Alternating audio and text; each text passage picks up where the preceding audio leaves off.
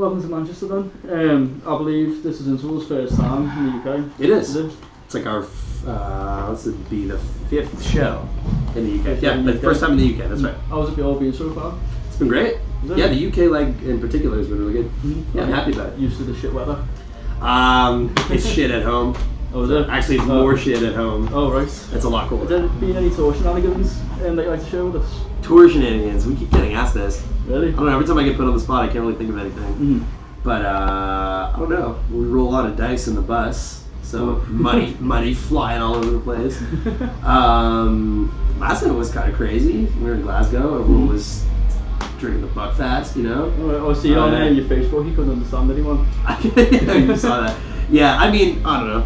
Like a little bit. Our Protesting Heroes merch guy, Scotty Patterson, is a resident Glaswegian. So. Oh, really? Yeah, so he was our interpreter yesterday. Fair enough. Yeah. Has anyone from Tesseract shown you what meat slapping is? Oh, I heard about this. We've heard about it? No, we haven't been shown because we've been good boys. Oh, right. But I heard about the meat slap, and I heard about who got the meat slap. Oh, really? Yeah, it's good. So out of everyone on this tour package, who's the worst snoring habits? Who has the worst? Yeah, like anyone who slips the cereal or snorers or anything. That's hilarious. Well, the entire bus is a symphony of snoring every night, so I can't really pinpoint exactly where it's coming from.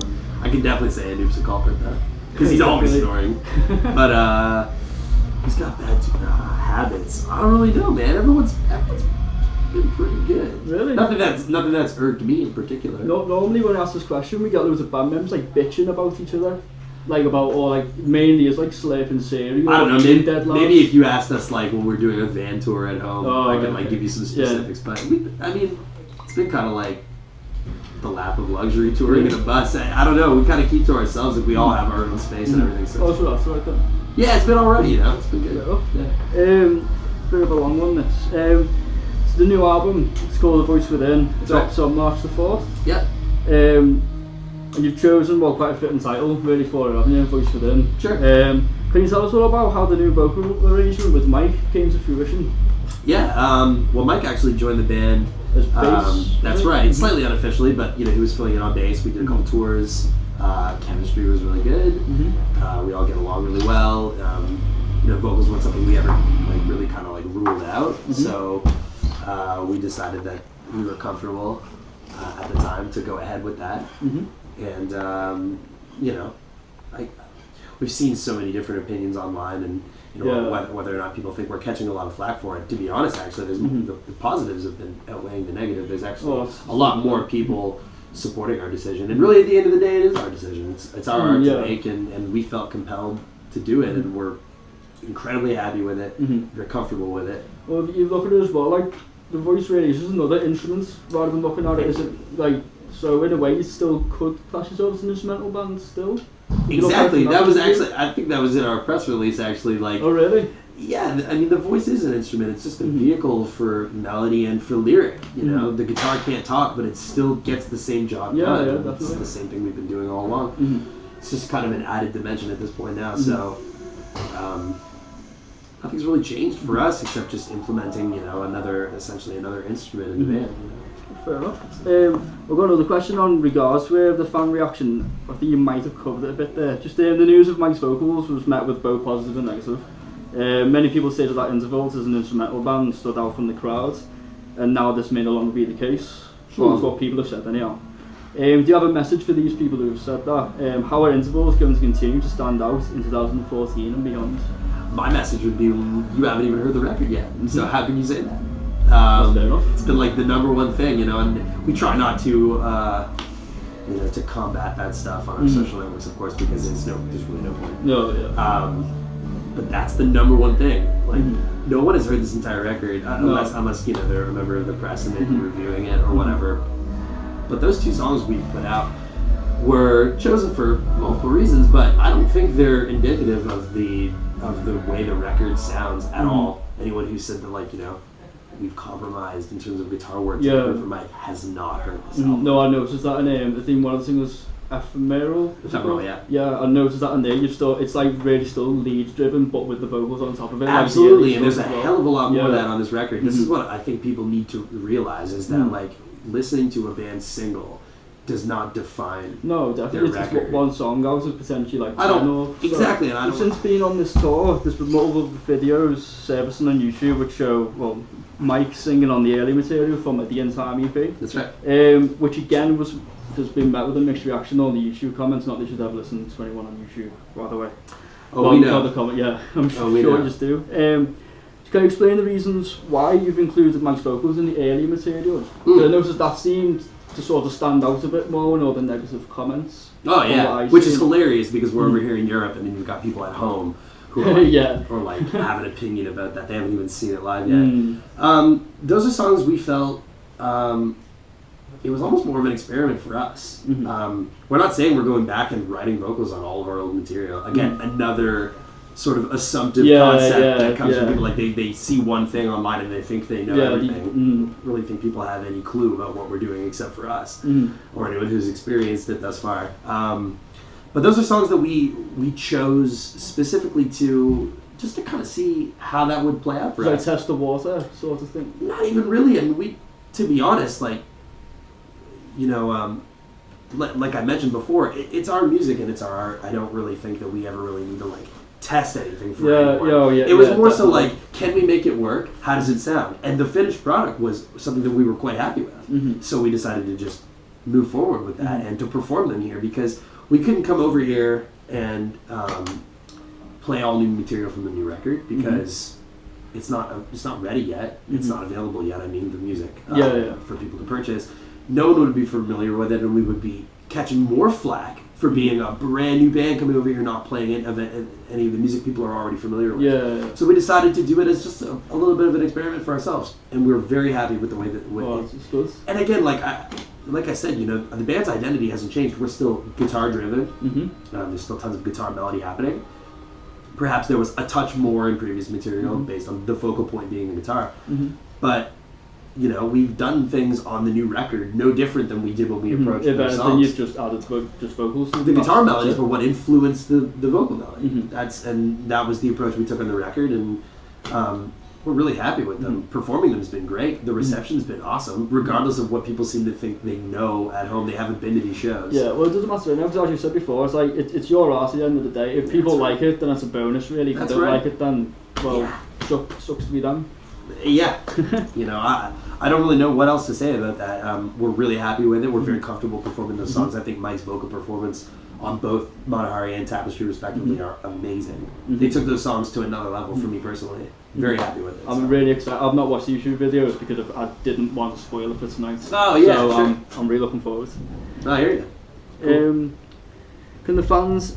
Last question on this now. Can the fans ever expect a re-release of the first two EPs featuring Mike's vocals? This is what I mentioned. It's not really a point of focus. yeah. Perhaps there's a chance that we might maybe decide to do that.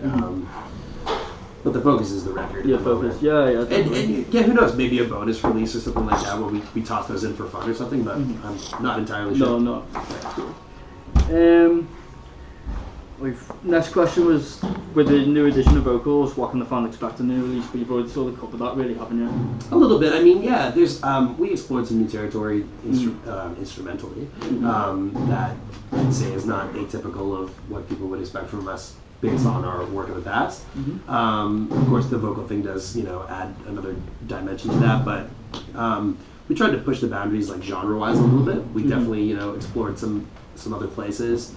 Can you go further into detail on that, or would you rather keep it to yourself until the album drops? No, that's fine. I mean, like, I'm not going to give everything away, but like, track 2 has like a samba in it, which is like, people probably aren't expecting that, and there's some other like more kind of rock moments, some more chilled moments, some post-rock moments, things like that. So, yeah, I mean, we just kind of did what we wanted to do. At the end of the day, it's our debut record. There was no other way to do it. Oh, it's strange thing. Actually, I mentioned that at your debut record because you've been around for like a good. I think the first album came out in 2011. But you seem to, I've noticed you on the internet now for a good like two years or 3 years, and only now you've only released your debut album. Seems like how much of a big sort of established band you are, and you're only just releasing your debut.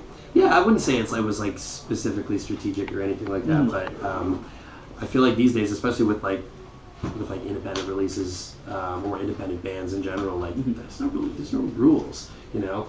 We just kind of freedom. Yeah, and rather than waiting to put music out, it was more appropriate to put out another short release. You know what I mean? Yeah. So that was kind of where that came from. I mean, just rather put music out than do nothing at all. Yeah. And you know, perhaps anyone who's like into like social networking or like analytics or anything like that would be like, oh, I see they put out 2 EPs. It's like a strategic thing. I mean, sure, you could look at it that way, but no, it was just we just took our time, and now we're ready to put this record out. Yeah. Well, sorry, iPad keeps locking itself. It's all good. So after this tour, you should go back to the US and you'd support and Process the Hero again, and That's right. with Safety Fire as well. That's with right. Battlecross. Yeah, and a band called Night Verses as well. Night Versus, okay. Is there any tours after that or festivals that you can tell us about, or is it still all in the wraps? Nothing firm at the moment. I mean, of course, there's lots being worked on. Nothing I can talk about as of yet. Yeah. But world domination and all of this. World dom. That's what you expect me to say. Speaking of world domination, assuming that your 2014 is just going to consist of touring, really. So let's just say you can run your own tour free of charge. Who would you take with you, and where in the world would you tour? Are we headlining or are we supporting? Or is that up to me? Whatever you like. That's crazy. I don't know. I mean, you know, I don't think this band is necessarily like ready to headline at the moment. In certain places. At home, absolutely, we're going for it. Yeah. So I'm going to put together a tour where we're support because that just makes a little more sense to me at the moment. I'm going to say, in no particular order, of course, us. Would love to tour with Circa Survive. I think that'd be amazing. Carnival would be another one. I think it'd just be absolutely mental. I know Tesseract just toured with them as well. Yeah, it was a really, really good show. Did you go? Yeah. They played this venue, yeah. Oh, cool. Really good. Cool. So like, yeah, Carnival, Circa Survive. One more? Give you one more. I don't know, perhaps something that's not typical of bands in our genre to bring out, because we really just like all kinds of music. I wouldn't say anything really rock or metal oriented is always like a staple, but there's this like 9 to 13 piece instrumental like neo funk like modern big band type thing called Snarky Puppy. That sounds crazy. That I'm really into. That would be amazing. Or Dirty Loops, which is like, they're like a bit of a YouTube phenomenon. They're a 3-piece that do these wild arrangements of pop covers, or like pop tunes, sorry, they arrange them. And they also have originals as well that are just mental. It's just keys, bass, and drums. Phenomenal. Yeah, I love how when we've asked people that before, they've always give like, oh, I want to tour Slipknot, Metallica, this with our band headline, where you've been really most realistic answer I've ever had for that. Well, realistic and not so realistic. Fantasy tour as well. I mean, like a band like Circa Survive is like, we're all really big fans of what they do, and I suppose the goal is to sort of transcend, you know, the metal realm. I'm not saying that like anyone should aspire to be no one's better than anyone, but we just want to play music with people who play music. You know, so. Well, last question now. Yeah. What fictional character would listen to Intervals? Fictional character. Fictional character. Damn. I would be flattered if Sonic the Hedgehog listened to Intervals, because I'd listen to Sonic's music all the time. I love video game music, specifically Sonic the Hedgehog. That shit's awesome. Well, isn't it the older Sonic games or all of them? Even the newer stuff. It's well composed. I remember there was crazy guitar lines. Yeah, it's like there's Sonic Adventures. There's like one song on the level, I think it's called Radical Highway, and it's like it's just so good. Absolutely. Yeah. Actually, I don't know why I just thought of this. Maybe I was thinking about synth music. Another band has absolutely nothing to do with what we do, but it would be amazing. It's a band from Glasgow called Churches that I haven't stopped listening to. They're a 3-piece, female fronted. It's like deep 80s synth stuff. She's amazing. She's phenomenal. And if I could really spoil us, I'd say Imogen Heap, because we're all obsessed. Sounds like a very interesting topic. It would, you know, either everyone or no one would come. Did you say, where would you tour with it? Whereabouts in the world? Or just I don't know. It doesn't really matter. Planet Earth. Planet Earth. World domination. Yeah. Well, on that note, thank you very much for your time. No worries, dude. And Thank you, we'll man. have a killer talk. Appreciate it. So, Thank you. killer show.